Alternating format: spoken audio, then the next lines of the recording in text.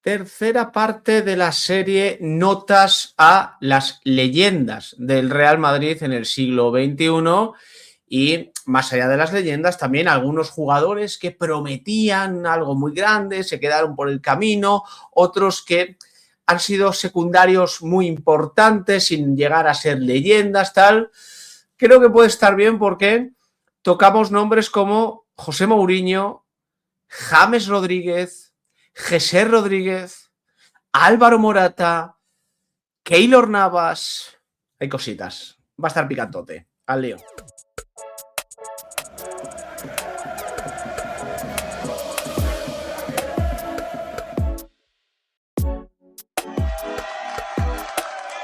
¿Qué tal, familia? ¿Cómo estáis? Vamos con el tercer capítulo de la serie de notas a las leyendas del Real Madrid durante el siglo XXI, una petición que hicisteis hace mucho tiempo, que ya vivimos los dos primeros capítulos. Os los dejaré, por cierto, en la descripción para el que les quiera echar un vistazo. En el primer capítulo puse notas a los galácticos. En el segundo capítulo ya tocamos gente como Robinho, creo, Robben, Raúl, Van Nistelrooy y tal.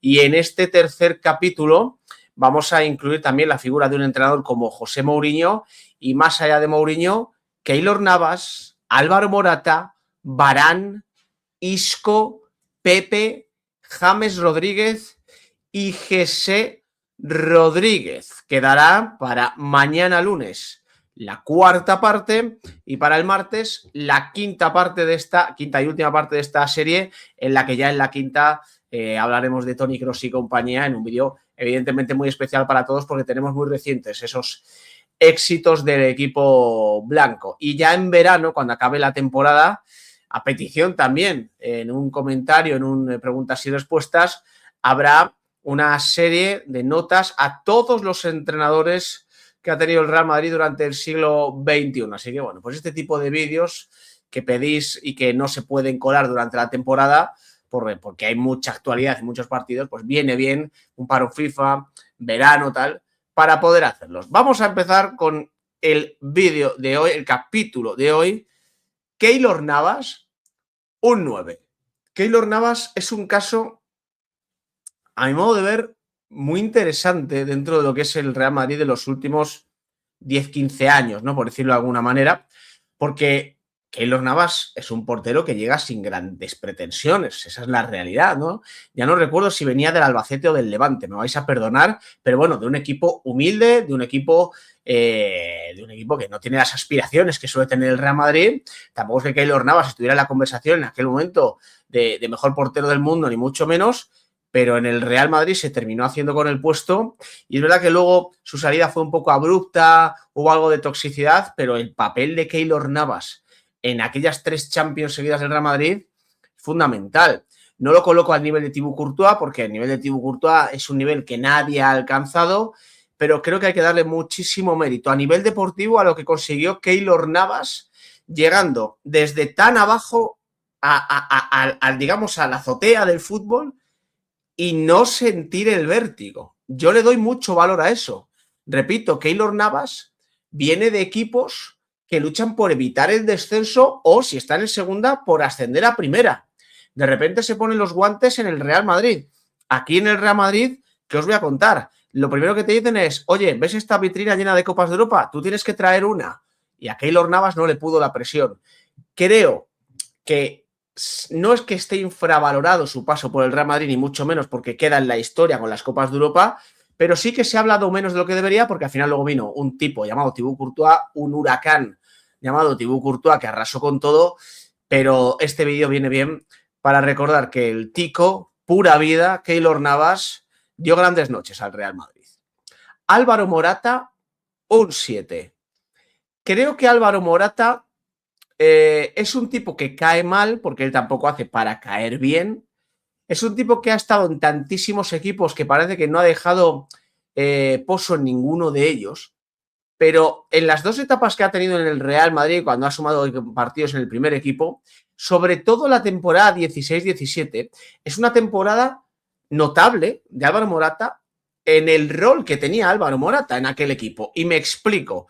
Si os acordáis, la temporada 16-17 del Real Madrid es una temporada en la que se decía quizá de manera muy injusta y muy exagerada, pero ahí estaba, que la Champions la ganaron los titulares y el plan B de Zidane ganó la Liga. Bueno, pues en ese plan B uno de los hombres importantes fue Álvaro Morata. Álvaro Morata estuvo, ya lo sabéis, en dos etapas distintas en el Real Madrid.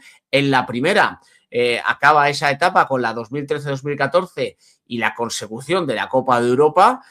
Tiene minutos incluso en la final de la 10ª, o sea que hay Álvaro Morata sin tener mucho peso, pero sí que marca, por ejemplo, 10 goles en 3 temporadas en Liga y algún que otro gol en Copa de Europa.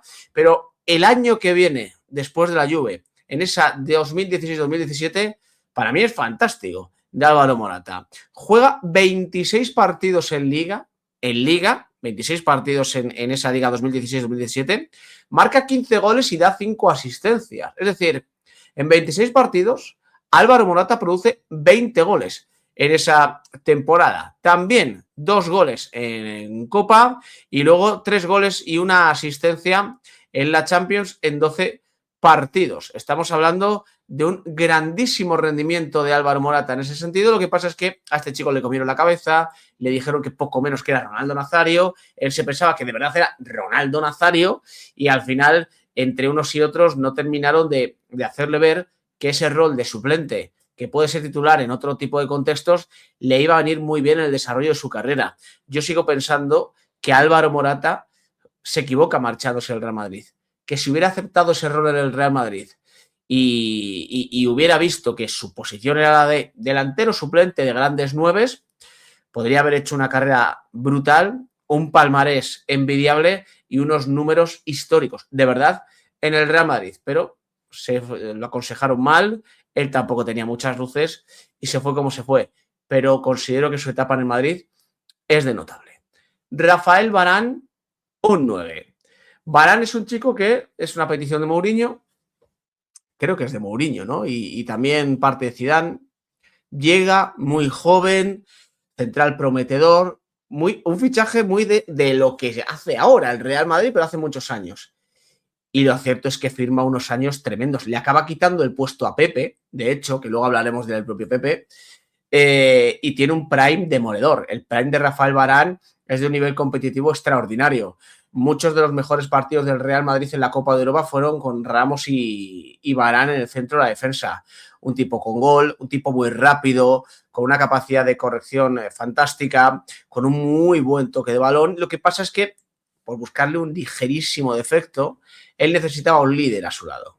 Lo necesitaba. Me recuerda en ese sentido a Dinhausen, ¿no? Necesitan un líder al lado para desarrollar mucho mejor sus virtudes. Las pocas veces que luego Rafael Varane, por bajas de Sergio Ramos o tal, tuvo que ser el líder de la defensa, no salió bien.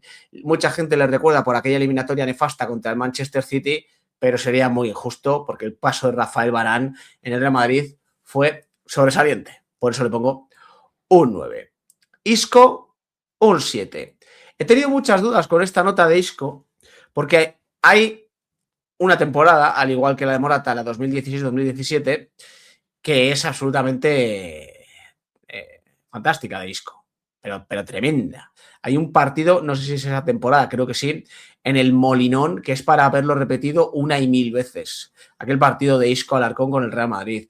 Pero tiene otros partidos grandes, como entra, por ejemplo, en el 2014 en la final de la 10ª, entra junto a Marcelo en la segunda parte y hace unos minutos potentísimos, importantes para la remontada del Real Madrid.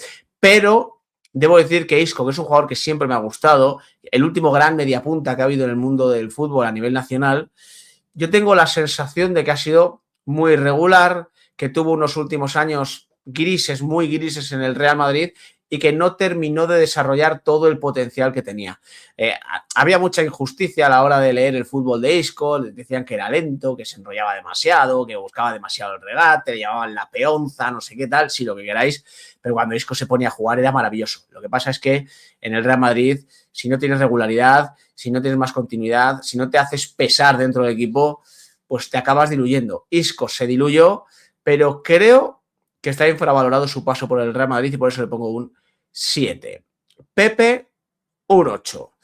Con Pepe a lo mejor estoy siendo injusto porque creo que es uno de los grandes centrales del siglo XXI en el Real Madrid, pero no me gustó la forma en la que se vino abajo en cuanto Varane le ganó un poco la partida, por así decirlo, ¿no?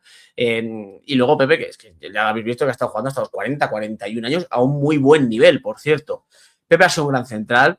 Pepe ha sido un tipo al que le han colgado el cartel de violento, de tal, por aquella acción demencial contra Casquero, que se le fue la pelota de manera absolutamente lamentable. Pero Pepe ha sido un jugador que creo no ha lesionado absolutamente a nadie, que también tiene una foto, por desgracia, icónica en aquella expulsión en Champions que no debió ver y que permitió que el Barcelona tuviera una ventaja arbitral muy grande ante el Real Madrid, pero que luego ha tenido grandes noches europeas. Creo que el 8 es una muy buena nota porque es un notable alto, casi sobresaliente, pero puedo comprar que alguno me diga, aquí yo has infravalorado tú ahora el paso de Pepe por el Real Madrid, porque como digo, yo mismo lo digo, ha sido uno de los grandes centrales del siglo XXI, pero eché en falta 2 añitos más de Pepe a ese nivel que creo que los tenía en sus botas.